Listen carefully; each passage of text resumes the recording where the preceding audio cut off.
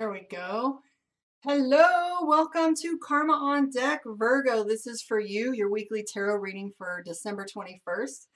I am going to pop on after this and talk a little bit about the energies that are going on because I've been asked. I've been asked like a bunch of questions about it. And I felt it was only fair if you wanted to know what my thoughts were on this date. All right, here we go, Virgo. This is for you. Let's shuffle a couple times. It's always fun to me to see how when I shuffle the cards, how interesting it is to go in order from one zodiac sign to the next and see the congruencies between the cusp energy and how just like slightly different it is, and subjects come up in the same way, same subjects come up in a different way. I was a little scattered on the last reading, so I'm going to take a deep breath. Virgo, first card that comes out for you is the Emperor. The Emperor is someone, you got to look at the Emperor as kings and queens ruled together, and the Emperor is kind of that energy where it's like a go conquer, kind of go acquire. So this is what is looking like leadership to you, to the point where it's like it's required for you to take leadership in these next few steps and independently. When I get the Emperor in a reading, let's say, for example, someone's asking about their partner, and I'll be like, oh, they're very independent. This is one of those individuals that's in a relationship that doesn't consult the other partner, that kind of does things on their own. And at this point in your relationship and your life and your work, it's like you're stepping out to take a little bit of leadership. This is causing you a little bit of tension, indicated by the Judgment card. So Leo got a lot of judgment questions too. They're worried about how things are going to be perceived. But for you, you have this tension, this like pressure that's going on for you. You have this Five of Wands. Okay. So it's interesting. Leo got the card with the Three of Wands, where it had the flames nicking at their feet, where it's like criticism and gossip. But for you guys, you literally have this Five of Wands, which means you're backed into a corner and you're setting boundaries. And so for you, you're speaking to very clearly and setting boundaries and very clearly saying what it is that you want for yourself. I do have the King of Coins. Emperor and King of Coins are kind of the end of this row here. For those of you on my other social media, please join me on my YouTube so you can see these picture in picture. We have the King of Coins. Now, that is leadership as well, and it has to do with your money. I am picking up that you're, maybe it's new year, new you kind of thing. I do see the Ace of Wands. You're starting to take a good long look, and you have two cards for tension and two cards for money. Yeah. So the Four of Swords, if you look at this, okay, the Four of Swords, he's got a fistful of swords in his hand, and yet on the tip of his nose is the point of the blade. And so there's this feeling of like, if I lose grip on any one of these things, something's going to fall or something's going to break. And I'm actually picking up this tight, heart chakra energy, like a pinch in the middle of my chest. I don't know if you guys are feeling that, and that's what I'm getting for Virgo. So how do you clear the heart chakra? You speak to what you're feeling, okay? You don't, or at least you feel it. So here's what's true about energy work. It all has to do with paying attention to your body and where your emotions sit in your body. And if you have a heart chakra, let's say you're not getting along with your loved one, or your child is misbehaving, and you really need them to make a life change before they go into a wrong spot, and you have this heart chakra, it's like a Charlie horse in the dead center of your brain or your chest, right? And you can't like clear it. So how you clear a heart chakra is you allow the emotion that's coming up to sit with it and let it out. Like if you want to be angry, if you want to cry, if you need to tell somebody something that's going on, you have to like release that. And I always say it's like a screen door. You got to let the emotion go through the screen and pass through you, because when you retain these emotions and you bottle them up, they become like an anchor. In NLP practices, we talk about anchors all the time, and that's what timeline therapy is removing the emotional connection through a session in order to take trauma away from an event so that you can move forward. Like a phobia, we would use that technique for a phobia, for example. But so I'm picking up, and Ho'oponopono is really great for especially heart chakra blockages. Thank you, forgive me, I love you. What's the other one? I always forget one. So it's thank you, forgive me, apologize, and I love you. And you got to be saying these things to yourself. But in order to clear an energy that is without someone else, you say them to them. Thank you for the opportunity to talk about it. I apologize for not communicating, because sometimes it's the fact that we didn't even tell them what's going on and let them sit in it. So I apologize, whatever that's for. I love you. I really do, no matter what. And thank you. And we clear it. I mean, this is really a tight one. Like you guys are holding on to this energy like a fist, so desperately afraid that if you let anybody in, that, you know, they can injure you more. I'm seeing this Five of Swords. You have Five of Wands, Five of Swords. It's all about boundaries and conflict for you. 10 of Swords. You're also doing something with your inner reflections. You have the Temperance card, and the Temperance card, we have temperance meaning balance, right? We've got the heavens and the angels going back and forth. And on the bottom here, we have him looking into the reflection and taking a look at himself in the mirror. And that is really hard work to do. But I will say this a million times, if once, it's that awareness is key, and it is the beginning to all change. You must first be aware of change that is needed, or a desire for something more that you want in your life. And therein lies the key, is first awareness. That's Eve's apple, is awareness.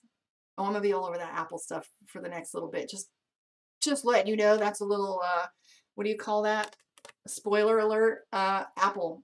So consciously choose, right, to start reflecting on what's needed in your life. And I don't care if it's one thing. I mean, I feel like I've got a really amazing life, yet there are things that I could be doing better. So I got a gym membership, New Year's not included.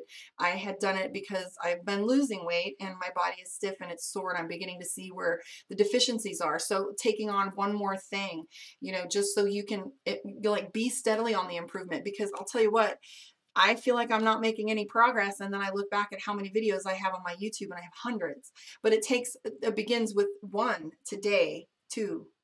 Okay. Stephen King said he wrote a book by writing 30 minutes a day, and at the end of the year, he had a book. What's that say? So I'm seeing for you Page of Cups. I'm also seeing the Justice card. So Justice card may be like paperwork, legal matters type thing like that. I want to tell you that I see money coming your way. You've been working really hard, Virgo, indicated here by the Eight of Coins. He's on his feet. It's physical labor. It's a lot of exhaustion, right? We're all running crazy right now with the holidays. We have the Six of Wands, which means money's coming your way, or that there's a benefit or an ease to the finances that are going on around you.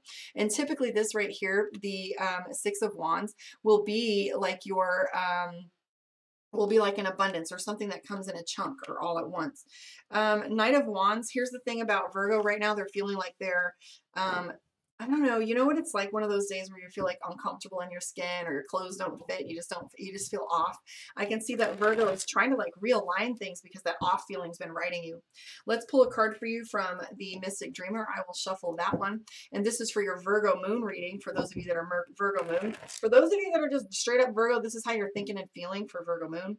And let's take a look and see what's going on with that. Book your one-on-one. karmaondeck.com. There is a 20% off coupon code on the website. I'm sorry, on the YouTube that you can get, and it's good karma. It's good for 20% off the entire website services. So that includes coaching. So for those of you that are ready to take that jump start, I did a thing. And I'm not one for gimmicks. So I was really, really resistant to doing that, but I think it could help at this period. And a lot of people need that little extra something to make them say, I can. And yes, you can. All right. Here we go, Virgo. Two of Cups. Love is on your mind. Ooh, so here's the thing, Virgo. You guys got your defenses up. And I'm also seeing the Three of Swords, which is miscommunication. Ho'oponopono, guys. Not able to say what it is. First thing is the Two of Cups, right? This is love. This is how you're feeling about your relationships and your love energy, your giving and receiving energy. And then you have the Seven of Cups, which is defensive. Nobody can get in there if you got the walls up.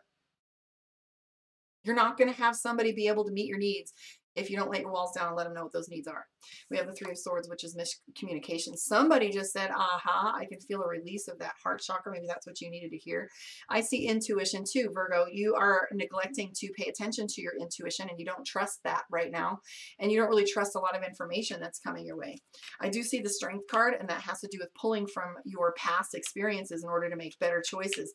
Your congruent card between your general spread and your moon reading is the Five of Wands. That keeps coming up. I bet you will even see the Five of Swords in here too. Five of Wands is your conflict. So what inner conflict do you have with your emotions? Look at these two together. Actually, I'm going to pull all three. You have the Strength card. Okay. Strength card is making friends. This is shadow work, guys. And then you have the Five of Wands, which is fighting it. And then you have the Queen of Cups, which is emotional. And then the Page of Pentacles tells us that you're feeling like a kid. You're like, why are we doing this same story all over again? Why can't I get this right? Why don't I have enough skill set? And I'm too old for this, right? I'm also seeing the Six of Pentacles, which is charity.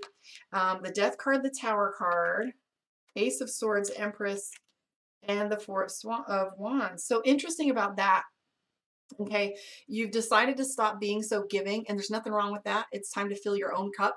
Okay, you've maybe decided to pull back, and it's probably causing some people really some wild, maybe that's the criticism that I was seeing for you, because this has to do with, you know, this is charity. And right now, guys, I'm going to tell you it's great to give, but if you have need, don't give. That tells the universe that you aren't worth it. And it tells the universe that, you know, other people are more valuable than you. Give when your cup is full. And even if you give of a giving nature of energy, it's the same thing. But I'm seeing this here in the death card, which is change. So you're changing the way that you're giving. And maybe it's when people are absolutely giving their energy that's in equal measure to you. And then I'm seeing the Tower card, which is you're having a very hard time with this. And a lot of us are, because we're supposed to be meek and charitable and coming from love, right? But self-love has to come first. I don't know why I'm saying all of this, but maybe you needed to hear it. I will tell you the Ace of Swords is coming for you. That has to do with new beginnings. Okay, so things are about to flip. The Death card is telling us that there's a change and a flip and like just a total like baptism for you coming. And I just want you to be patient in the pauses, Virgo, because what's happening is you want to poke at things too. I was just saying this to Leo. We got to allow things to process and grow in their space and in their time and give them space to do that. We don't grab each foot of a baby as they're learning to walk. We got to let them fall on the carpet a few times safely and easily and watch their progress. And we can't yank a baby bird out of an egg. We have to let them do the work. So I'm seeing also the Four of Wands, which is commitment. And so I'm seeing for Virgo, this strong commitment ideal where it's like, I'm committed to what's happening next. Let's pull a card for you from Divination of the Ancients and see what is going on for you. Thank you guys for hanging out with me. I would encourage you to come to my YouTube. I would really appreciate your support over there. I love that platform. You can see the cards more beautifully interacting with one another there as well. Like I said, book your one-on-one, karmaondeck.com. I'm super excited about this new year. I'm super excited about today. Welcome to the age of Aquarius, guys. Woo! All right, here we go.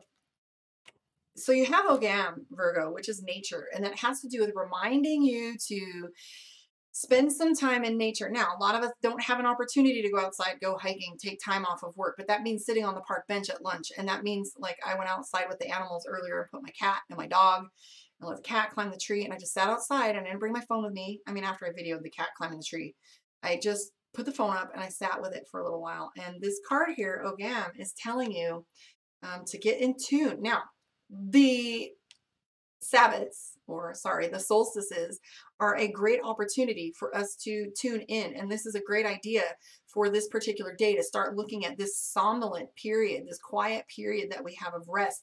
This solstice is coming together and it's a period of rest and it's a period of breathing. We have this beautiful breath where the universe is just taking a pause. We're at a solstice where the sky seems to stand still. So when you have this moment, take that stillness in and really pay attention to the bigger interconnectedness of life, of this planet. We're all sharing the same breath. I want to thank you guys for hanging out with me. Thanks for listening to my rants and joining me. Hopefully it's of value to you guys. Happy holidays to all of you. Come from love. Thank you.